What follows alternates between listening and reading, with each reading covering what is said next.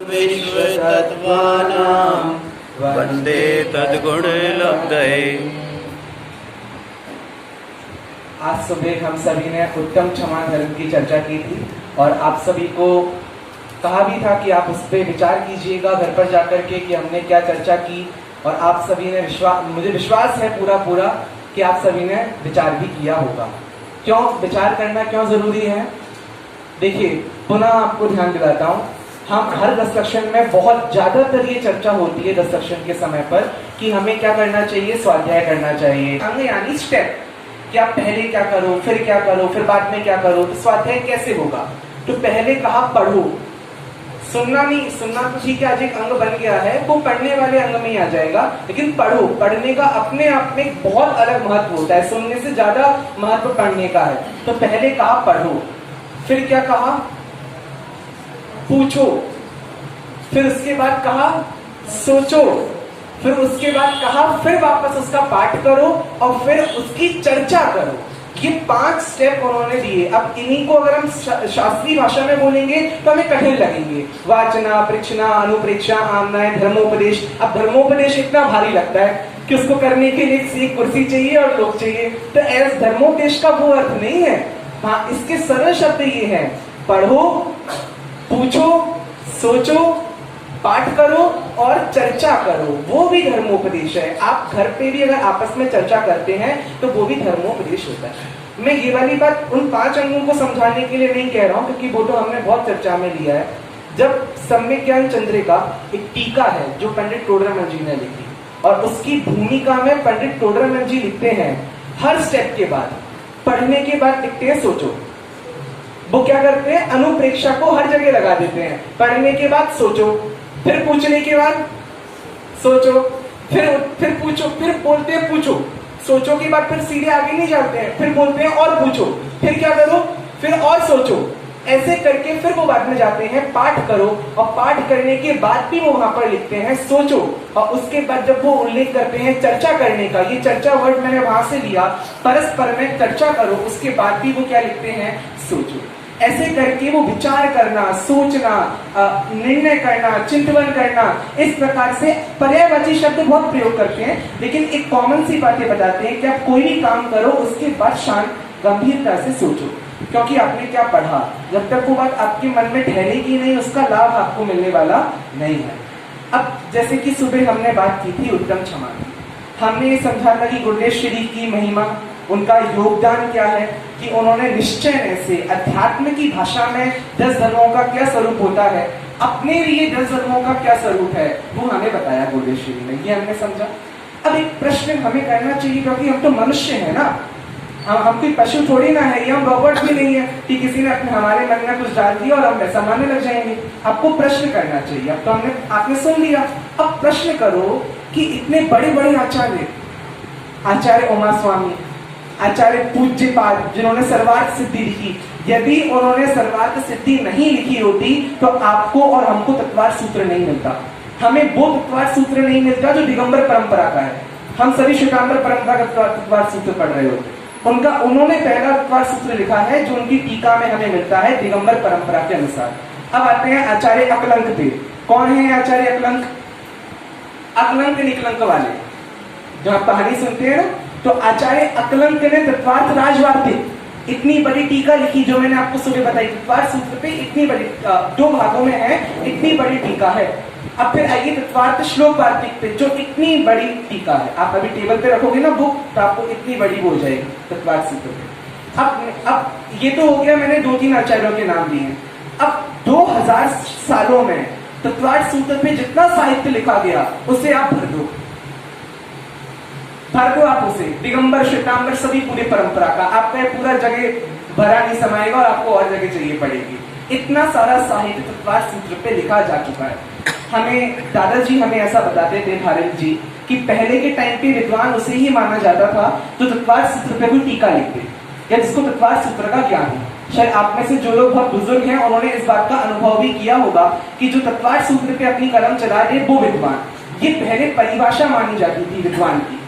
अब मेरा प्रश्न आपसे पूछने के लिए, करने के लिए, सोचने के लिए ये है कि इतना सारा साहित्य और निश्चय की अपेक्षा से, अध्यात्म की अपेक्षा से 10 धर्मों का वर्णन कहीं भी नहीं है, नहीं मिलता। हम जैसे हम एक दो धर्म पकड़ लें, हम सत्य धर्म पकड़ लें, तो आप बस खोल के देखते जाइए।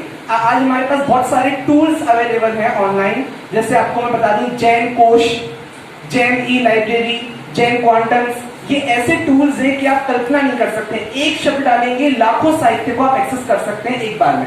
आपने डाला धर्म, अब वो धर्म शब्द हजारों किताबों में कहां आया है वो आपको वो साइट ला करके बता देगी। आज हमारे पास ये सुविधा उपलब्ध है। हमने देखा कि सत्य धर्म के बारे में क्या क्या मिल रहा है पूरे साहित्य में। सत्य वचन के अलावा सत्य धर्म किसे कहा ही नहीं है। सत्य बोलो, यही सत्य धर्म है। सत्य कैसे बोले, तो कहा 10 प्रकार से सत्य बोलना चाहिए, ये सत्य धर्म है। थोड़ी बहुत चर्चा आ गई तो और उससे थोड़ी और आगे बढ़ गई। भाषा समिति की चर्चा आ गई, अनुवृत्त की चर्चा आ गई, महावृत्त की चर्चा आ गई, तो ये सब चर्चाएं आ गई। लेकिन अध्यात्म की जो चर्चा थी कि अपने सत्य स्वभावी आत्मा के आश्रय से, जो आपको सभी परिभाषा याद करवाई थी, क्या याद करवाई थी? सत्य स्वभावी आत्मा के आश्रय से पर्याय में प्रकट होने वाली वितरागता का नाम उत्तम सत्य धर्म है। अब ये वाली बात कहीं लिखी नहीं, तो ये ऐसा क्यों हुआ? मन इतने बड़े बड़े गंभीर आचार्य जंगलों में बैठे हैं, महान आचार्य, युग परिवर्तन करने वाले। मैं आपको इनकी कहानियां नहीं पढ़ा रहा हूं, आपने बस एक की कहानी पढ़ी है, अकलंक की। और आपको अकलंक की कहानी जब अगर होगी,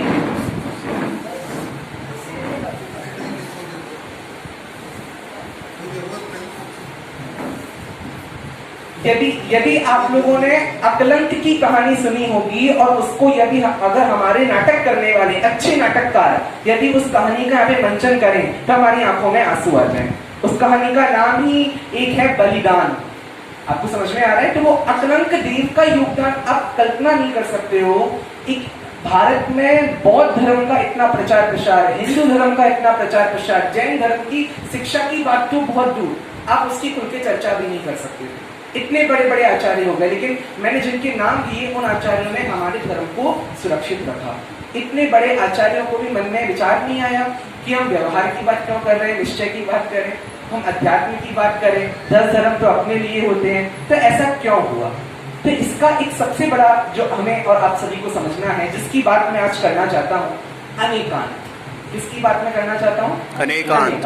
मैंने सोचा अगर शाम का समय है, एक कोई भी सिद्धांत, क्योंकि हमारे साथ युवा बच्चे भी हमारे साथ में जुड़ते हैं, तो इसलिए कोई भी सिद्धांत पे हम चर्चा करेंगे, कुछ सीख करके जाएं। ऐसा नहीं है कि कुछ 1 घंटे में कुछ आधा सीखा फिर कल सीखना पड़ रहा है, ऐसा नहीं। आज कुछ एक छोटी सी बात, एक छोटा सिद्धांत जैन धर्म का सीख करके जाए। तो आज मैंने पकड़ा है अनेकांत। अनेकांत में इस बात का सोल्यूशन है कि इतने सारे आचार्य व्यवहार से बात कर रहे हैं और गुरुदेव श्री या उनके बाद जितनी परंपरा खड़ी हुई है वो सारी किसकी बात कर रही है? निश्चय ऐसे धर्मों की बात कर रही है। अब अनेकांत का अर्थ ही होता है, पहले हम अनेकांत को समझ लें, फिर हम अपनी पूरी चर्चा को उपसंहार करेंगे एंड में। पहले हम अनेकांत को समझते हैं। आप अनेकांत की परिभाषा जानते हैं?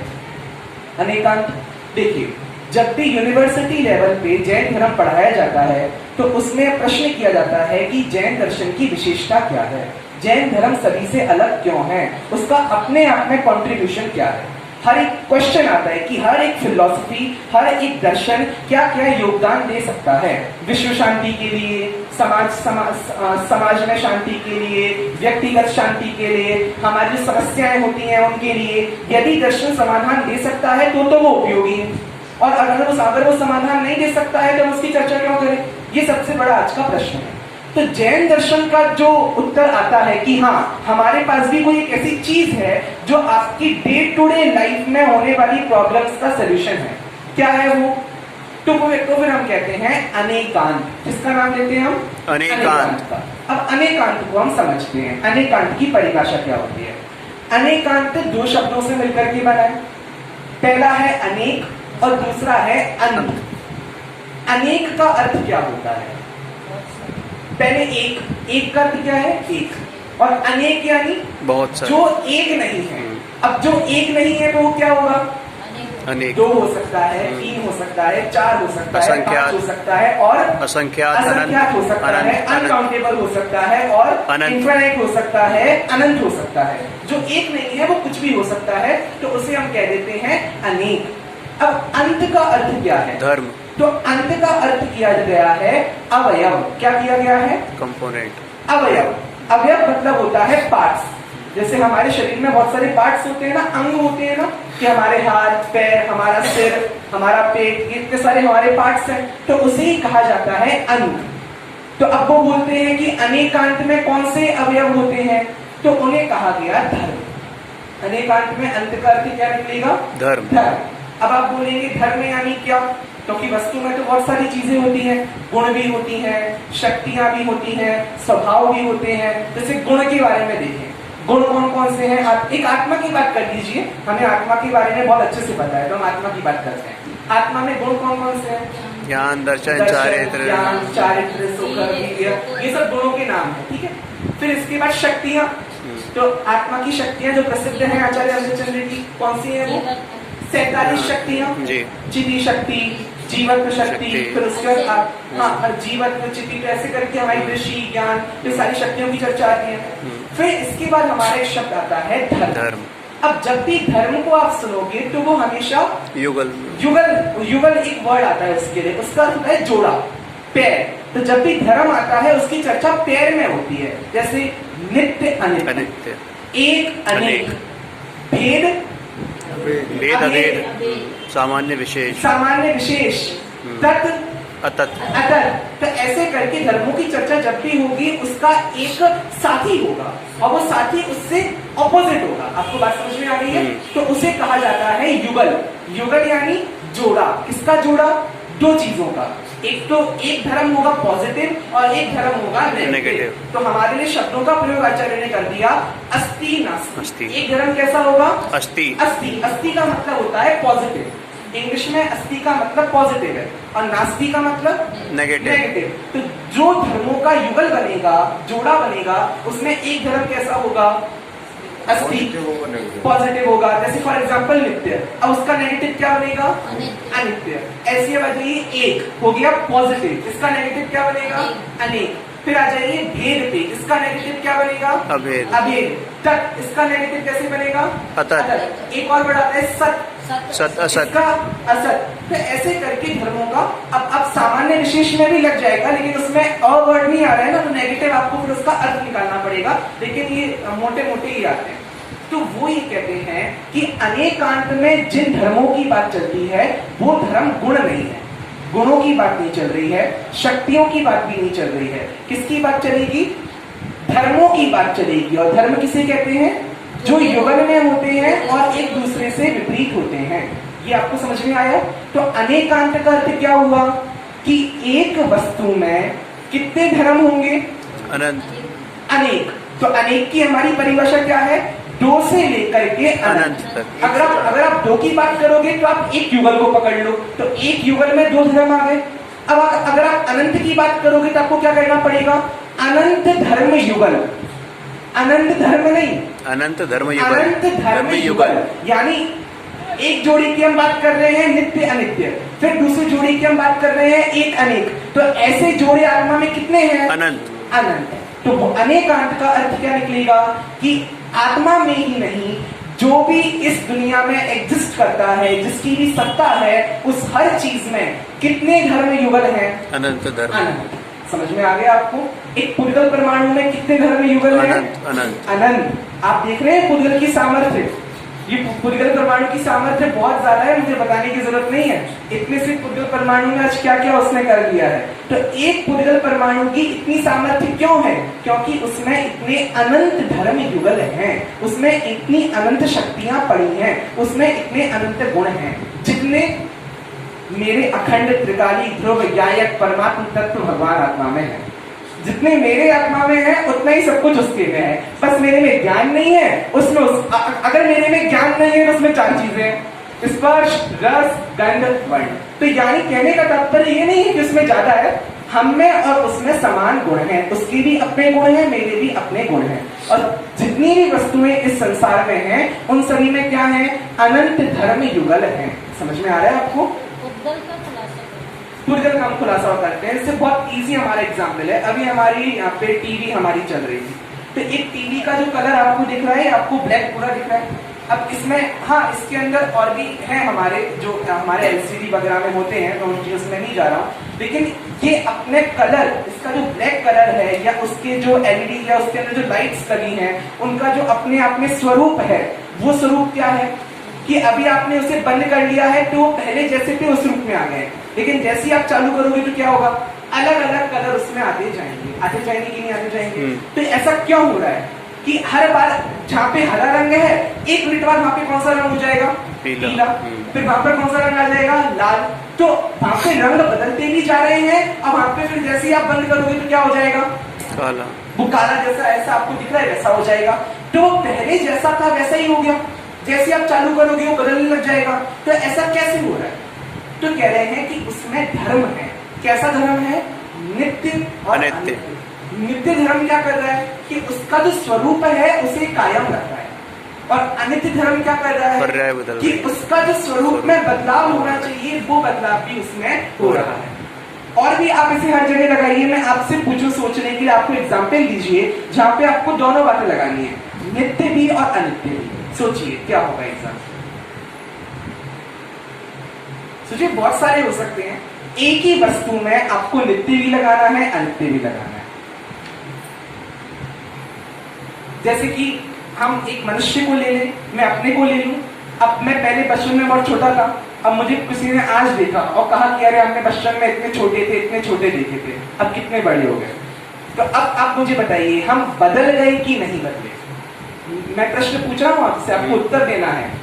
मैं बदल गया कि मैं नहीं बदला?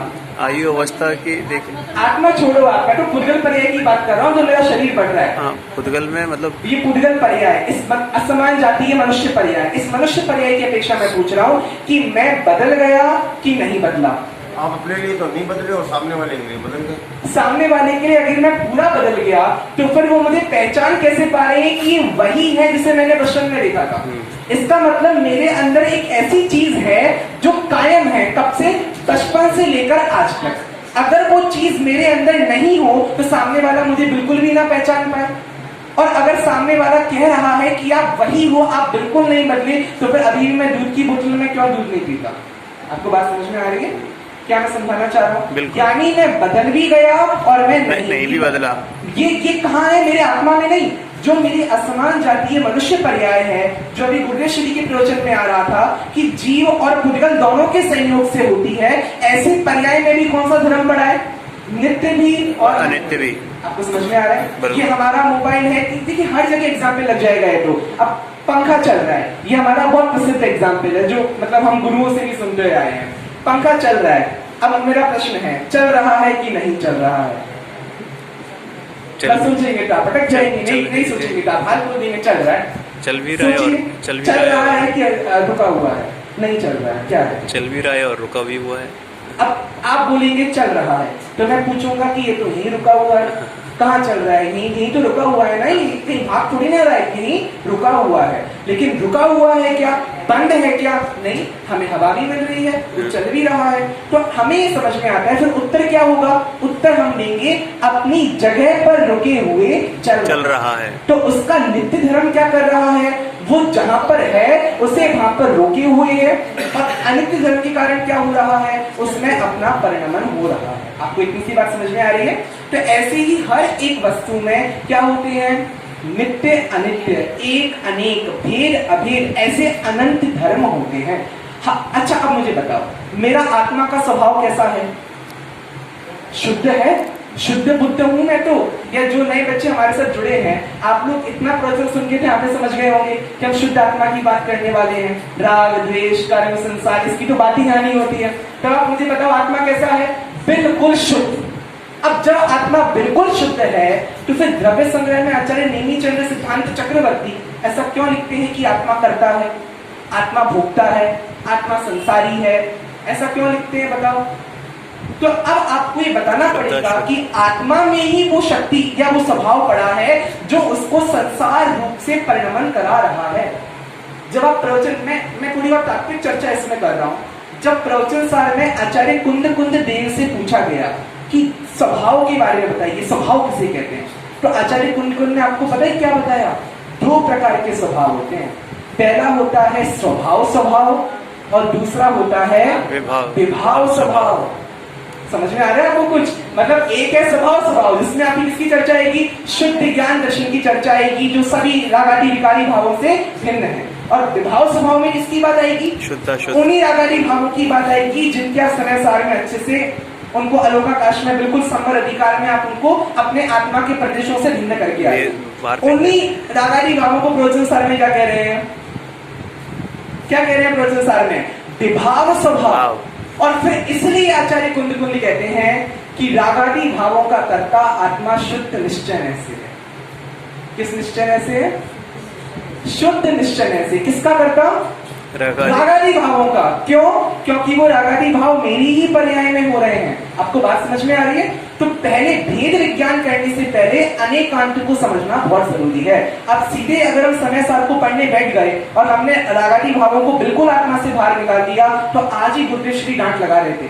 वो कह रहे थे जो ये कहता है कि बस कर्म ही करता है, ऐसा नहीं है। रागादि भाव किसके निमित्त से होते हैं? उन्होंने कहा जीव और पुद्गल दोनों के संयोग से होने वाले संयोगी भाव हैं। समझ में आ रहा है आपको? तो अब आपको समाधान मिल रहा है अनेकांत से कि जिस आत्मा को आप शुद्ध मानते आ रहे थे, उस आत्मा में अशुद्धता कैसे पैदा हो रही है? क्योंकि वो अनेकांत स्वभावी है। उस आत्मा में स्वभाव स्वभाव भी है और विभाव स्वभाव भी है। यदि हम आत्मा को अनेकांत स्वभावी नहीं मानेंगे तो वस्तु व्यवस्था नहीं बन पाएगी। सभी आचार्यों ने किसी अन्य मती ने आचार्य से प्रश्न किया कि मत मानो आत्मा को अनेकांत स्वभावी। जैसे हम नहीं मानते, हम तो ब्रह्म मानते हैं जो एकदम शुद्ध है, नित्य है, इसमें कोई परिवर्तन नहीं होता। जैसा आपका त्रिकाली गुरु भगवान आत्मा, वैसा उनके लिए ब्रह्मा। तो वो कहते हैं जैसा ब्रह्मा वैसा ही आत्मा मान लो। कितनी अच्छी चीज है। हमारे आत्मा में कोई भी कमी नहीं हो, इससे बढ़िया बात कुछ हो सकती है? तो हमारे आचार्य ने पता है क्या उत्तर दिया? यदि तुम आत्मा को ब्रह्मा जैसा नित्य मान लोगे, नित्य शुद्ध मान लोगे, प्योर मान लोगे, तो क्या समस्या आ जाएगी? संसार का अभाव हो जाएगा। यानी हमारे आचार्यों का संसार का अभाव भी इष्ट नहीं है। क्यों इष्ट नहीं है? संसार का अभाव करना है इस अपेक्षा से नहीं। संसार है, एग्जिस्ट करता है, हम सभी संसार में हैं, संसार चल रहा है, वो वस्तु की व्यवस्था में शामिल है। आत्मा में व्यवहार परिणाम होते हैं तो लोग कहते हैं ऊपर ऊपर रहते हैं, तैरते हैं पानी में, तेल की बूंद गिरती है, तो आत्मा में व्यवहार परिणाम तो होते ही है। हाँ, कह रहे हैं कि नहीं होते हैं। हाँ, ये मैं पूछना चाह रहा हूँ। हाँ, देखिए भाई साहब ने हमें और अच्छा हमारी बात को और आगे बढ़ाया। ये समय सार कलश है ये कि जो रागादि भाव हैं तैरते हैं वायु में, कि ऊपर ऊपर ऊपरी तरंतु, ये शब्द आया है संस्कृत में कि ये रागादि भाव ऊपरी तरंतु, ऊपरी यानी ऊपर और तरंतु यानी तैरते हैं।